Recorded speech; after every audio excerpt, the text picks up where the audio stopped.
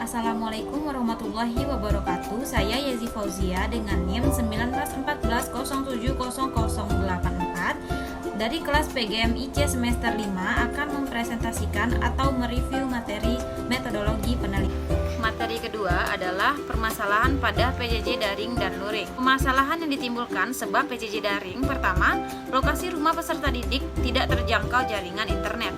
Kedua, gawai yang belum memadai dan mahalnya biaya kuota. Ketiga, tugas yang diberikan kepada murid menumpuk. Keempat, peserta didik mengalami kurang fokus pada saat belajar. Kelima, orang tua kewalahan dalam mendampingi anaknya di rumah. Keenam, waktu pembelajaran menjadi berkurang sehingga guru tidak dapat memenuhi jam kerjanya. Dan ketujuh, media pembelajaran yang digunakan guru cenderung monoton dan membuat siswa cepat merasa bosan. Dan terakhir, adanya perasaan jenuh pada peserta didik karena selalu berada di rumah saat pembelajaran. Ada beberapa masalah yang ditimbulkan sebab pembelajaran luring. Pertama, memerlukan suatu tempat khusus untuk melangsungkan pembelajaran. Kedua, memerlukan waktu lama bagi guru untuk memahami hal-hal yang termuat dalam peraturan baru mengenai luring ini. Ketiga, memerlukan biaya yang tinggi karena selain harus belajar lewat media, TV misalnya, juga harus mengeluarkan biaya transportasi pada saat menyerahkan tugas ke sekolah. Keempat, pemangkasan waktu belajar sehingga hal ini kurang efektif. Dan kelima, pembelajaran menjadi terbatas karena siswa cenderung belajar hanya ketika bertemu dengan guru saja. Solusi permasalahan daring dan luring ini adalah memfleksibilitaskan dana BOS untuk mensubsidi kuota guru dan siswa sesuai dengan aturan edaran nomor 15 tahun 2020. Memberikan pemahaman dan pelatihan kepada orang tua secara online agar dapat maksimal membimbing anak saat belajar di rumah. Pemerintah perlu lebih mendata siswa yang harus diberikan bantuan atau kemudahan agar mendapat gawai untuk belajar daring. Mengkombinasikan pembelajaran daring dan luring sesuai dengan prokes agar guru dapat melihat sejauh mana kemampuan siswa saat belajar di rumah, serta guru harus lebih efektif dalam menggunakan media pembelajaran agar siswa tidak merasa bosan dengan keadaan saat ini. Selanjutnya, permasalahan keterampilan abad 21. Ada beberapa permasalahan yang ditimbulkan pada keterampilan abad 21 ini. Pertama, terjadinya krisis ekonomi global. Yang kedua, rendahnya kesadaran berbudaya. Yang ketiga, terjadi kesenjangan mutu pendidikan di mana mutu pendidikan siswa yang bersekolah di kota lebih bagus karena terfasilitasi dengan baik, namun sebaliknya dengan siswa yang bersekolah di daerah. Solusi yang harus dilakukan yaitu untuk mengatasi terjadinya krisis global yang berkepanjangan, masyarakat harus meningkatkan penggunaan produksi dalam negeri karena meningkatkan pendapatan masyarakat tentunya diiringi oleh keterampilan abad 21 yang sudah dipelajari. Kedua, solusi agar kesadaran berbudaya meningkat salah satunya ialah dengan mengkaitkan keterampilan-keterampilan abad 21 dengan unsur budaya bangsa, contohnya pada keterampilan communication. Tiga, merubah sistem-sistem sosial yang berkaitan dengan sistem pendidikan dan meningkatkan peran serta masyarakat akan pentingnya pendidikan. Yang ketiga, permasalahan pada literasi sains. Ada beberapa permasalahan yang ditimbulkan. Pertama, desain kurikulum. Kedua, kesadaran masyarakat yang rendah. Ketiga, kompetensi guru. Keempat, mahalnya buku. Dan kelima, kesejahteraan tenaga pendidik. Solusi dari permasalahan tersebut ialah: pertama, pemerintah diharapkan memberikan pelatihan-pelatihan terhadap tenaga pendidik agar lebih terbiasa dengan literasi sains.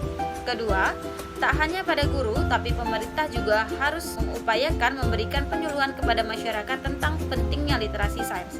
Ketiga, masyarakat, orang tua dan siswa, dan tenaga pendidik diharapkan untuk menumbuhkan kesadaran membaca baik di perpustakaan atau dari media sosial. Dan yang keempat, tak hanya lomba dalam kegiatan olahraga, sekolah dapat melombakan hal yang terkait literasi sains agar siswa lebih tertarik dengan hal tersebut. Permasalahan kualitas pendidikan Indonesia dilihat dari PISA, yaitu besarnya persentase murid berprestasi rendah, tingginya persentase siswa mengulang kelas atau tinggal kelas, tingginya persentase siswa tidak hadir. Berikutnya, solusi permasalahan kualitas pendidikan di Indonesia kita lihat dari segi PISA. Membuka kesempatan bagi seluruh peserta didik untuk ikut serta dalam kelas tambahan untuk membangun potensi siswa. Pemahaman terhadap orang tua siswa harus lebih ditekankan agar kualitas pendidikan di Indonesia meningkat yang dibantu oleh orang tua di rumah. 3. Sekolah bisa mengadakan jam belajar tambahan tentang mata pelajaran yang diujikan di dalam PISA dan lebih menggunakan akses teknologi dalam proses pembelajaran. Materi selanjutnya yaitu permasalahan yang mempengaruhi peringkat Indonesia pada TIMSS. Pertama, ialah kurangnya literasi. Kedua, siswa hanya fokus pada teori sehingga mengenyampingkan penerapan konsep. Fasilitas untuk praktek belajar tidak rata atau kurang.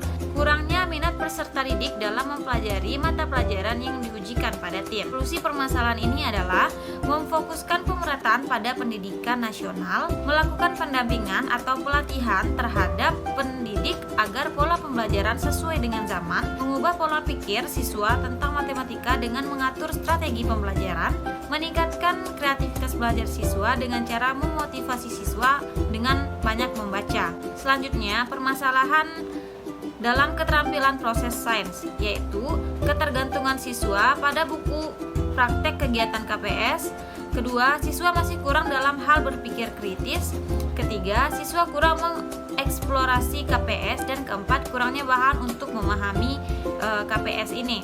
Solusinya yaitu mengadakan pelatihan KPS secara berkala kepada guru. Guru terus menerapkan KPS pada pembelajaran IPA, dan guru sebaiknya mempersiapkan rancangan pembelajaran sebaik mungkin mengenai KPS ini agar proses pembelajaran berjalan lancar. Permasalahan pada generasi Z, Alpha, dan digital.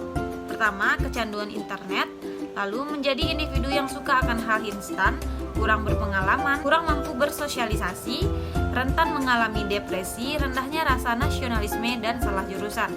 Solusinya ialah orang tua hendaknya membatasi waktu anak dalam bermain gadget pada usia-usia tertentu. 2. Ajarkan anak berproses, beri pengertian bahwa proses tidak akan mengkhianati hasil. 3. Bimbing anak untuk menentukan pilihan si anak. 4. Ajarkan nasionalisme sejak dini kepada anak. 5. Jangan terlalu membebani anak dengan apa yang orang tua inginkan, karena anak tahu apa passionnya masing-masing. Yang keenam, ajak anak belajar di luar rumah agar lebih mengenal lingkungan dengan masyarakat, dan peran orang tua sangat terpengaruh di sini karena harus menciptakan pemahaman bersama. Selanjutnya, permasalahan pada pembelajaran tematik terpadu. Permasalahan yang ditimbulkan yaitu bahan ajar tematik masih bersifat nasional. Guru kesulitan dalam merumuskan keterpaduan berbagai mata pelajaran pada langkah pembelajaran dalam RPP. Guru kesulitan dalam membuat penilaian untuk kerja, produk, dan tingkah laku. Solusi yang dilakukan ialah meningkatkan SDM guru melalui kegiatan pelatihan. Guru harus dari awal bersiap menempuh jalur pendidikan yang sesuai dengan bidangnya. Mengadakan rapat rutin mengenai ketercapaian guru dalam pembelajaran yang dilaksanakan 3 bulan sekali, dan melengkapi buku bacaan terbaru di pustaka agar pengetahuan dan pengalaman siswa bertambah.